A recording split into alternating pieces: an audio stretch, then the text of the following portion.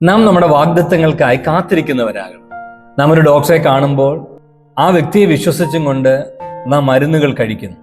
ആ മരുന്നുകൾ നമ്മിൽ പ്രവർത്തിക്കാൻ സമയമെടുക്കുമെന്ന് അറിഞ്ഞിട്ടും നാം വളരെ ക്ഷമയോടെ കാത്തിരിക്കും. ഒരു സാധാരണ മനുഷ്യനായ ഒരു ഡോക്ടറെയും ഗുളികകളെയും ഇത്ര വിശ്വസിക്കാമെങ്കിൽ പ്രപഞ്ചനാഥനായ ദൈവമായ കർത്താവിൽ നമുക്ക് എത്രയധികം വിശ്വസിക്കാൻ കഴിയും. മരുന്ന് കഴിച്ച ഉടനെ രോഗം മാറുന്നില്ലെങ്കിലും നമ്മൾ കഴിക്കുന്ന മരുന്നുകൾ നിർത്താറില്ല. അതുപോലെ നിങ്ങൾ പ്രാർത്ഥിച്ച കാര്യങ്ങൾക്ക് ഉടനെ ഉത്തരം കിട്ടിയില്ല എന്ന് വിചാരിച്ച് നിങ്ങളുടെ പ്രാർത്ഥന നിർത്താതെ നിങ്ങൾ വീണ്ടും വീണ്ടും ഉത്സാഹത്തോടെ പ്രാർത്ഥിക്കുകയും ദൈവവചനം വായിക്കുകയും ഉത്സാഹിക്കുകയും ചെയ്യുമ്പോൾ നിങ്ങൾ എന്ത് വിശ്വസിക്കുന്നുവോ അത് നിങ്ങളുടെ മുമ്പിൽ അത്ഭുതകരമായ വഴികളെ തുറക്കും.